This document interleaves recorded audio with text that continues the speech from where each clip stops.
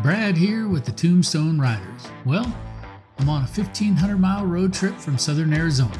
I spent the first night in Kingman, Arizona in an iconic Route 66 motel. The next day I cruised across the Hoover Dam and through the Valley of Fire State Park. Wow, what a ride. Today's big ride is through Red Rock State Park. Before I make my way there though, I decided to get on the bike nice and early for a sunrise ride down the Las Vegas Strip. I'm heading to the southernmost end of one of the most iconic roads in America, the world-famous Las Vegas Strip. The first stop is a landmark so many travelers stop to capture, the Welcome to Fabulous Las Vegas sign.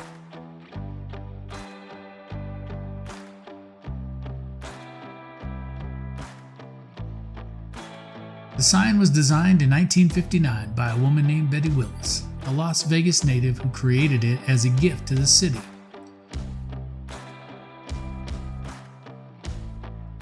She never copyrighted it because she wanted everyone to be free to use it, and they did. Today, it's one of the most photographed signs on Earth.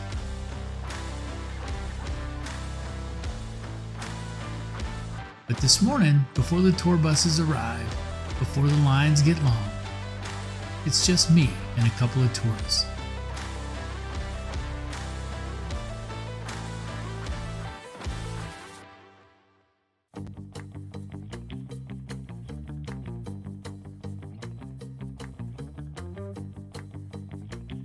Quiet road, a cool desert breeze, and a 4-mile ride through a city that doesn't sleep, but does take a breath at sunrise.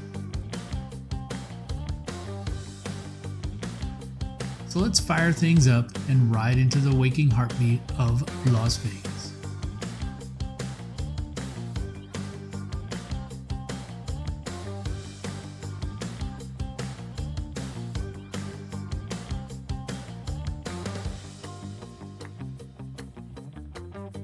As I pull away from the sign, the first major casino is the Mandalay Bay. This golden resort opened in 1999 and instantly became one of the Strip's luxury anchors. This entire southern end used to be nothing but desert, just flat land in the old Hacienda Hotel. But Vegas is always reinventing itself.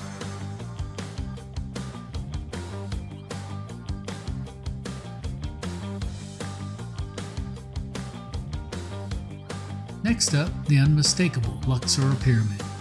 When this opened in 1993, that beam of light shooting from the tip was the brightest in the world. You can see it from 275 miles away under the right conditions. It's like the lighthouse of Mojave. At sunrise, the lights are still faintly glowing and you can feel the last hours of the night fading out. It's peaceful in a way that visitors rarely see.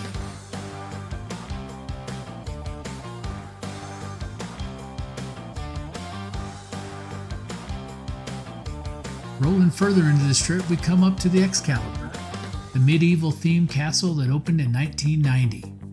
Back then, it was the largest hotel in the world. Vegas used to love its big themes: pirates, castles, ancient Egypt, Venice, Paris, and even New York. Across from Excalibur was the Tropicana, one of the oldest surviving resorts on the Strip. It opened in 1957 when the Strip still felt like a desert highway. The Las Vegas Tropicana Hotel and Casino was demolished on October 9, 2024. Here we are at the New York, a resort built to look like Manhattan skyline. The roller coaster that wraps around the building hits speeds of 67 miles per hour. Only in Vegas would you find a theme park wrapped around a hotel. And on the right stands the MGM Grand, the Emerald Giant, with over 6,800 rooms. It's one of the largest hotels on the planet. Whole small towns don't have that many beds. This area gets absolutely packed during the day. Bumper to bumper traffic, taxi horns, street performers, and crowds covering the sidewalks. Riding a motorcycle through here at 4 p.m. is, well, miserable. The heat also radiates from the pavement as you stop at every red light, and you're breathing in fumes from every direction. But right now, the strip feels like a long, private runway stretching into the glowing sunrise. Across the way lies the Park MGM complex and T-Mobile Arena, home to the Vegas Golden Knights, who won the Stanley Cup faster than any modern expansion team. As the sun comes up, the midsection of the strip transforms. The golden hour reflections off the towers are unreal, and the sidewalks are still empty. Now we approach one of the most iconic hotels in Las Vegas, the Bellagio. Inspired by Lake Como in Italy, the Bellagio is home to the famous fountains, the most choreographed water show in the world. In the morning, the fountains are still resting, waiting for the first performance. During the day, you can't get near a spot without hundreds of people crowding in for pictures. But right now, it's just us, the quiet water, and the sound of the motorcycle echoing across the open strip.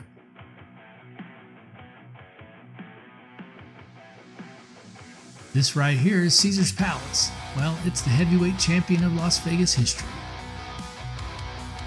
Since 1966, it's hosted Evel Knievel's Crash Landing, Muhammad Ali's fights, and the residencies from the biggest stars in the world.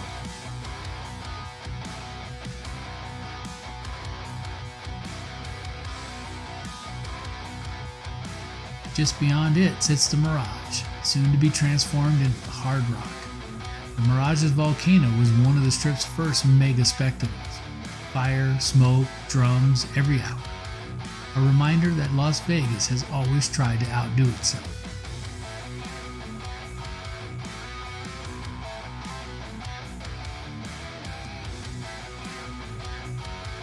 This section of the strip is where you feel the pulse of the city. The lights, the history, the stories. During peak hours, this can take 30 minutes just to crawl through here. But at sunrise, it's a lot easier. As we move north, we hit Treasure Island, home of the old pirate battles that used to explode right out front. The show shut down years ago, but longtime Vegas visitors still remember it. Now the skyline shifts again.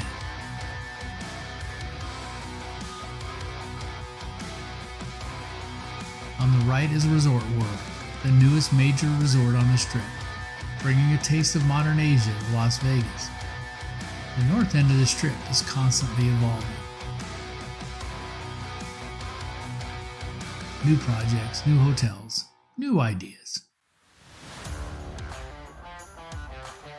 Vegas never stops reinventing itself. It just keeps building bigger dreams.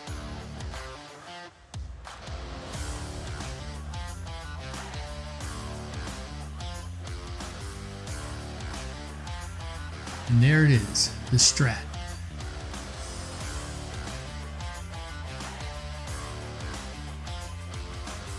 At 1,149 feet, it's taller than the Eiffel Tower, the Space Needle, and even the Chrysler Building.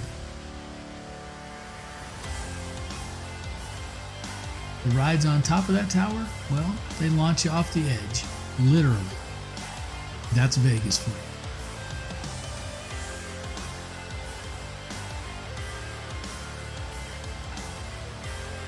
Well, this marks the end of the official strip, not the end of Vegas.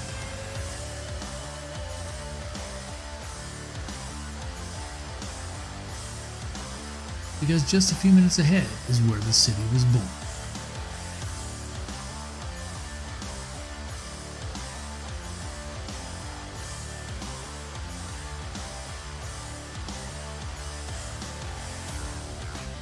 Crossing into downtown Las Vegas feels like stepping into a time machine.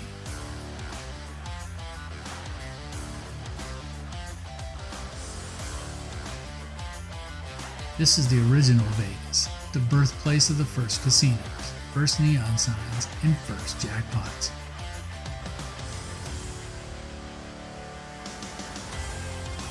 The Golden Nugget, Binion's, the Fremont, these buildings are the grandparents of the Strip. And the wedding chapels, well, downtown is where many of the city's 50-plus chapels first opened their doors. Quick weddings, themed weddings, Elvis weddings, you name it, you can find it here.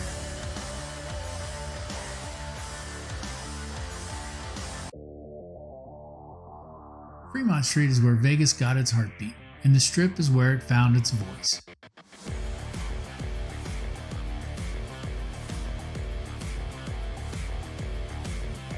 As the sun rises over these old neon bones, we wrap up our sunrise ride.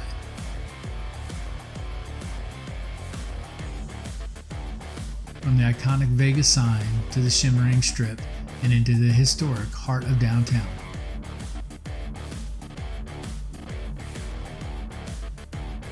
This has been a journey through time, light, and the soul of a city that never truly sleeps.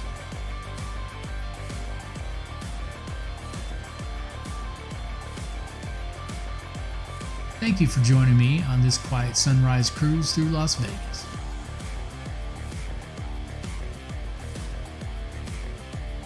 If you enjoyed this ride, hit the like button, subscribe, and come along for the next adventure.